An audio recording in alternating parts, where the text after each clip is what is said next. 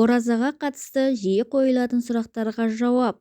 Бірінші сұрақ: намаз оқымаған адам ораза ұстай ала ма? Иә, ораза жеке құлшылық. Намаз оқымаса да ораза ұстауға болады. Бұл адамды дінге жақындатып, намаз оқуға ынталандыру мүмкін. Екінші сұрақ: сәресіні өткізіп алса, не істеу керек? Сәресіні ішу парыз емес. Егер өткізіп алса, ештеңені ішіп жемей, оразаны жалғастыра береді. Бірақ сәресінде берекет бар. Сондықтан оны жіберіп алмауға тырысқан жөн. Үшінші сұрақ: сәресіні қашан тоқтату керек? Сәресі уақыты таң намазының кіруімен аяқталады.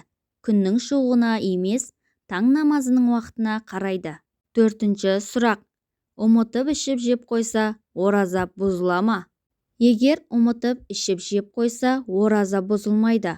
Ораза екені есіне түскеннен бастап, ішіп жеуді дереу тоқтату керек. Бесінші сұрақ: Рамазан айын бөліп ұстауға бола ма? Егер ауру немесе жолаушылық болмаса, Рамазан оразасын толық ұстау керек. Алтыншы сұрақ: қадір түнін қалай өткізу керек? Қадір түні 83 жылдық сауапқа тең. Оны намаз оқып, Құран тыңдап, зікір айтып өткізген абзал. Бірақ таң атқанша ұйықтамай өткізу шарт емес. Жетінші сұрақ: тіс пастасын қолдануға бола ма? Тісті сәресі уақытында жуып алған дұрыс. Егер күндіз жуу керек болса, тамаққа кетпеуін қадағалау керек. Сегізінші сұрақ: дұғаларды қазақша айтуға бола ма? Иә, ораза мен ауызашар дұғаларын кез келген тілде айтуға болады. Тоғызыншы сұрақ: ине салдыруға бола ма? Дәрілік ине салдыруға рұқсат, егер ол денеге қуат бермесе. Ал қоректік заттармен ине салу оразаны бұзады. Оныншы сұрақ: науқас адам ораза ұстай ала ма? Ауырған адам ораза ұстамауына рұқсат етіледі. Кейін жазылғаннан соң қазасын өтеп береді. 11-ші сұрақ: беттен сүю оразаны бұза ма? Егер нәпсісін ұстай алатынына сенімді болса, беттен сүю оразаны бұзбайды. 12-ші сұрақ: сілекей немесе түкірік жұтса, ораза бұзыла ма? Жоқ, сілекей не түкірік жұту оразаны бұзбайды. Әдейі жинап жұтуға болмайды. 13-ші сұрақ: төсек қатынасына түсуге бола ма? Күндіз тыйым салынады. Тек ауыз ашқаннан кейін ғана рұқсат. Ораза кезінде күндіз жыныстық қатынасқа түсу үлкен күнә. Ауыз берік болара, күндіз бұл әрекетке әдейі барған жандар Рамазаннан кейін 60 күндік үзбей кафарат қазасын өтеуі тиіс.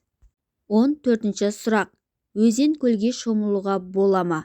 Иә, болады. Тек ауызға немесе мұрынға су кетіп қалмауын қадағалауымыз қажет.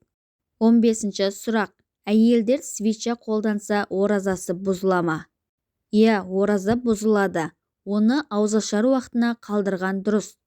16-ші сұрақ: система салдыруға бола ма? Егер система емдік мақсатта болса, рұқсат. Бірақ қоректік заттар үшін салынса, ораза бұзылады.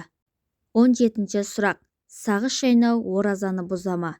Иә, егер жаңа сағыз болса, оразаны бұзады. Тек тәтті дәмі жоқ ескі сағызды шайнауға рұқсат. Бірақ бұл мәкрух. 18-ші сұрақ: крем жағу оразаны бұза ма? Жоқ, теріге крем жағу оразаны бұзбайды. 19-ші сұрақ: жүкті әйел ораза ұстауы керек пе? Жүкті немесе емізулі әйелдерге оразаны кейінге қалдыруға рұқсат. 20-ші сұрақ: әйелдердің етекірі келсе не істейді? Етекір кезінде әйелдер ораза ұстамайды.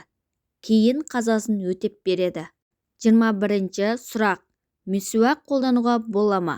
Иә, мисуак қолдануға болады. Тіпті пайғамбарымыздың да өзі мисуак қолданған. 22-ші сұрақ: мұрынға дәрі шашуға бола ма? Егер дәрі асқазанға түспесе, ораза бұзылмайды. 23-ші сұрақ: жолаушы ораза ұстай ма? Жолаушы болса, ораза ұстамауына болады. Кейін қазасын өтейді. 24-ші сұрақ: қан алу хиджама оразаны бұза ма? Жоқ, бірақ әлсіретпеу үшін қан алуды ауызашардан кейін жасаған дұрыс. 25-ші сұрақ. Мас қылатын дәрі ішсе, ораза бұзыла ма? Иә, мас қылатын дәрі ішсе, ораза бұзылады. 26-ші сұрақ. Тамаққа ащы, тұзды дәм тату оразаны бұза ма? Егер тамақты жұтпай, тек дәмін татса, ораза бұзылмайды, бірақ мәкрух болып саналады. 27-ші сұрақ. Құлаққа дәрі тамызу оразаны бұза ма? Егер дәрі асқазанға жетпесе, ораза бұзылмайды. 28-ші сұрақ. Жөтелге қарсы дәрі қолдануға бола ма? Иә, егер дәрі ауызға немесе мұрынға емес, инемен қабылданса, рұқсат.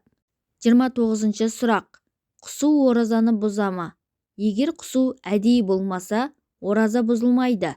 Әдейі құсса, ораза бұзылады. 30-ші сұрақ. Ораза кезінде спортпен айналысуға бола ма? Иә, болады, бірақ аса ауыр жаттығулардан аулақ болған жөн. Себебі денеде су тапшылығы болуы мүмкін. Ұстаған оразаларыңыз қабыл болсын. Достар, менің арнама тіркеліп, лайк басуды ұмытпаңыздар. Өз ойларыңызды жаза кетіңіздер.